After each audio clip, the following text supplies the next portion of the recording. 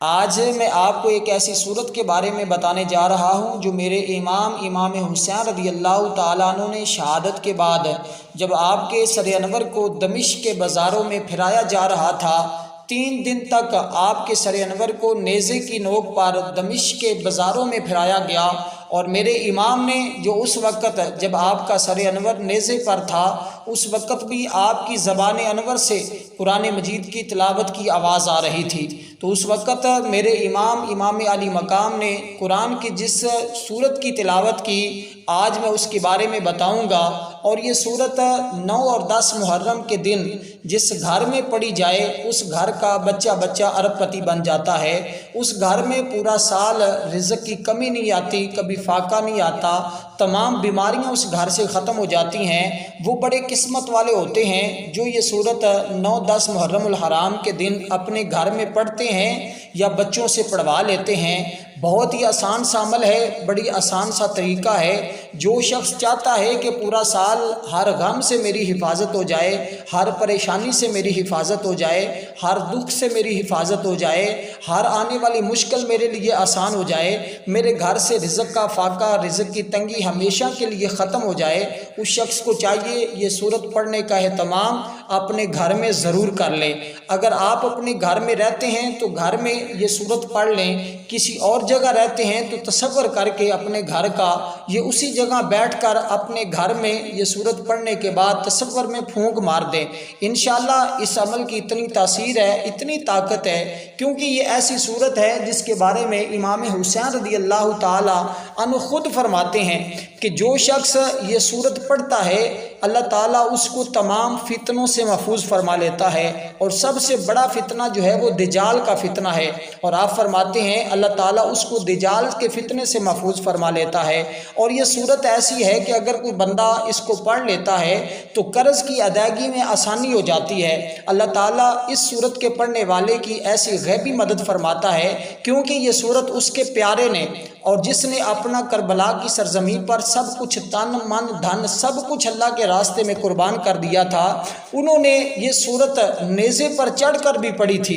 इसलिए ये सूरत इतनी प्यारी है। मुफस्सिर और सूफिया फरमाते हैं कि जो बंदा ये सूरत पढ़ता है अल्लाह ताला हमेशा की मुताजी से उसको महफूज फरमा लेता है। अगर वो मकरूज़ हो तो कर्ज़े की अदायगी में आसानी हो जाती है, अगर उसके दुश्मन बहुत ज़्यादा हों तो अल्लाह उसकी हिफाजत फरमाता है। हमेशा इमाम हुसैन की तरह हर मैदान में उस बंदे को फतह नसीब होती है। और इसी तरह हमेशा के लिए गुर्बत का खात्मा हो जाता है, जालिम से हमेशा के लिए निजात मिल जाती है। अगर कुछ औरत हामला है, हमल के साथ है, उसके पेट में बच्चा है तो उसकी हिफाजत के लिए ये बहुत मुअस्सर सूरत है। और एक बुजुर्ग का कौल तो यहाँ तक है, अगर कोई बंदा मस्जिद में बैठकर खुलूस नीयत के साथ इस सूरत को पढ़े, उसके बाद एक सजदा करे, सजदा रेज होकर अल्लाह के हजूर अपनी किसी भी हाजत के लिए, ख़ास कर कर्ज से खलासी के लिए दुआ करे तो अगले ही दिन उसके कर्ज़े का इंतज़ाम हो जाता है। और हर सूरत में एक जुम्मा से दूसरा जुम्मा नहीं गुजरता, एक हफ्ता से दूसरा हफ्ता नहीं गुजरता, मतलब 8 दिन नहीं गुजरते, अल्लाह ताला उसकी हर मुश्किल को आसान फरमा देता है। और इसी तरह जो शख्स मुहर्रमुल हराम की 9 और 10 तारीख को पढ़ेगा अल्लाह ताला उस बंदे की हर मुश्किल को आसान फरमा देगा।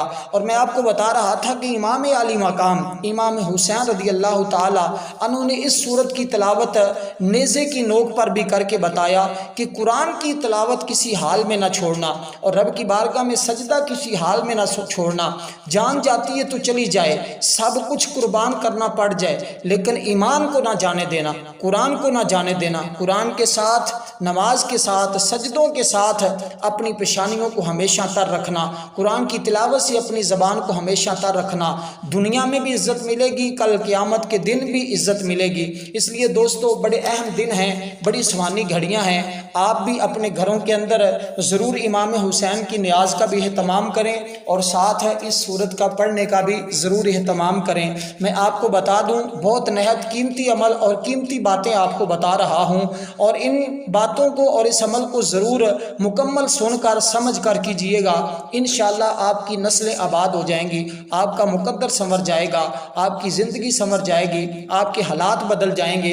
क्योंकि ये 2 दिन बड़े अहम दिन होते हैं, इसमें यौम अशूरा का दिन भी है और वैसे भी ये मुहर्रमुल हराम जो है ये जुमातुल मुबारक और हफ्ता के दिन आ रहा है। 9-10 जो है वो जुमा और हफ्ता की आ रही है, तो आप जुमातुल मुबारक के दिन इस सूरत को पढ़ने का एहतमाम करें, हफ्ता के दिन भी इस सूरत को पढ़ने का एहतमाम करें।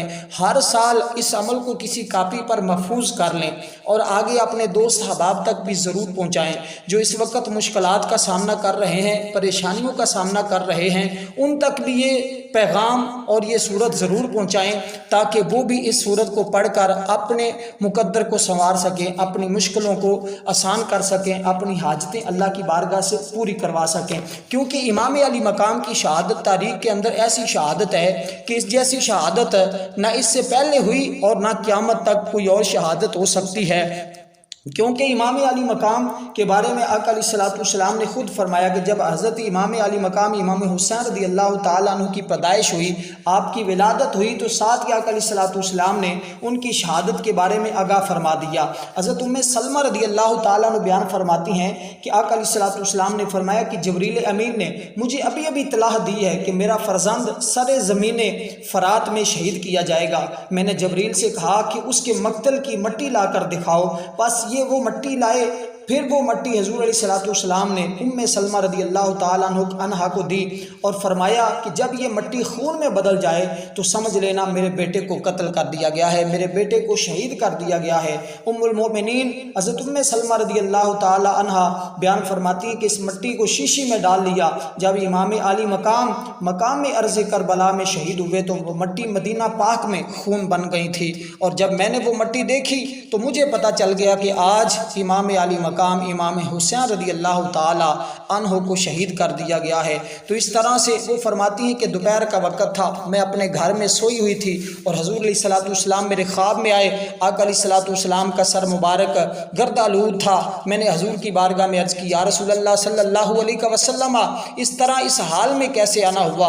आका अलैहिस्सलाम फरमाने लगे कि मेरे बेटे इमाम हुसैन को करबला की सरजमीन पर शहीद कर दिया गया है।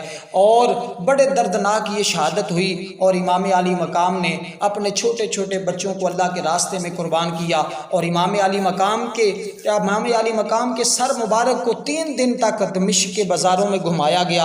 और यहाँ तक कि आपके सर मुबारक की शान ये है कि खुदा की कसम जब आपके सर मुबारक को 3 दिन तक दमिश्क के बाज़ारों में घुमाया गया तो उस वक़्त आपके बारे में एक रावी कहते हैं कि मैंने हुसैन के सर को नेज़े पर चढ़े हुए देखा और उस वक़्त दमिश्क में था, सर मुबारक के सामने एक आदमी ये सूरत पढ़ रहा था और जब वो अल्लाह ताला का इरशाद आया, अम हासिबता अन्ना असहाबल कहफ़ी वर रकीम, क्या तूने न जाना कि बेशक असहाबे काफ और रकीम हमारी निशानियों में से एक अजूबा थे।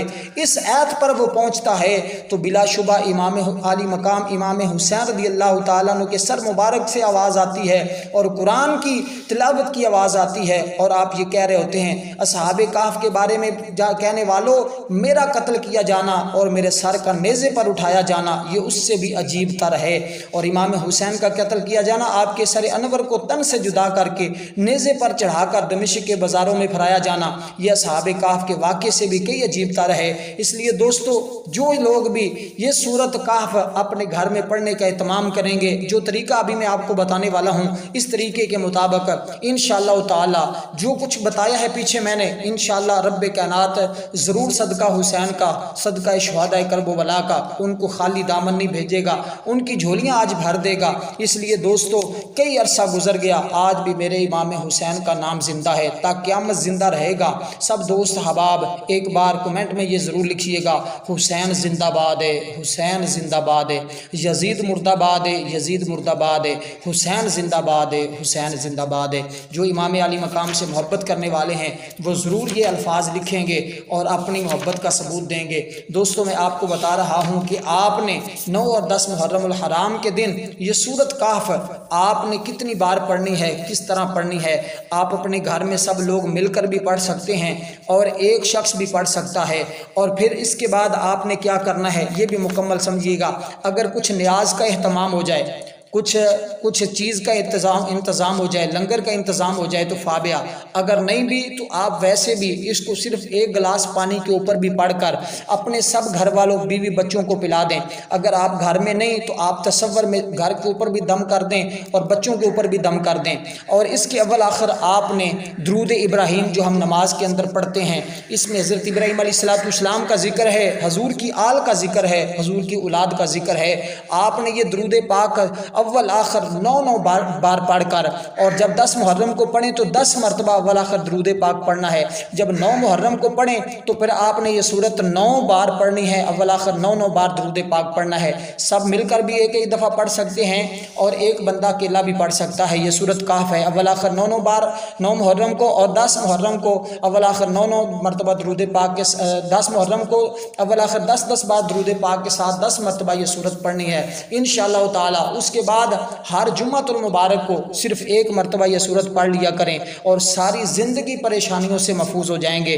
अल्लाह तबारक व तआला सबको ये अमल करने की तौफीक अता फरमाए, सबकी मुश्किलात को आसान फरमाए। वस्सलाम व रहमतुल्लाहि व बरकातुहू।